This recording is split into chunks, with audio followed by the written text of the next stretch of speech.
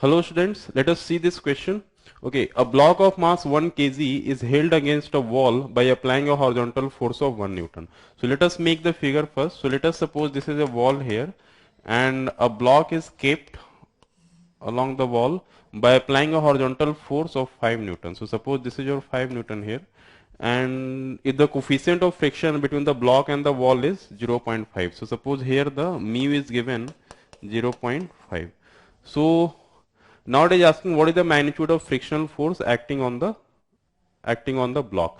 So the mass is given 0.1 kg. So if we draw the ABD in this case, so see, right, if we draw the ABD excluding the friction, so let us see what are the forces will act here. The 5 Newton will act in this way. Here the, right, in this direction here the normal will act. Alright, so here the normal is acting and the mg will act in downward direction. Alright, so mg is equal to 0.1 into the value of g I will take as 9.8. So this will become 0.98 Newton, right? So this is the mg here. So now let us calculate, and from here I can say the normal force will be equal to 5 Newton, because in this direction there will be no motion. So I can say like the normal must balance the 5 Newton here. So the normal is coming this. So from here I can calculate the limiting friction, that is FL.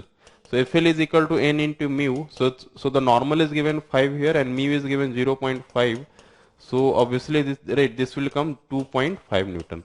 So you can say the driving force that is equal to weight, and that is in downward direction, which is less than the limiting friction. So obviously the block will not slip here. So the block will remain at rest. The reason is the driving force is less than limiting friction. So the block will remain at rest. So, right, so here the friction will act in upward direction to balance the weight. So here, and as I told you, the block will remain at rest. So, right, in the vertical direction, all the forces must be balanced. So the friction must balance the weight here. So I can say the friction will act 0.98 Newton to balance the weight.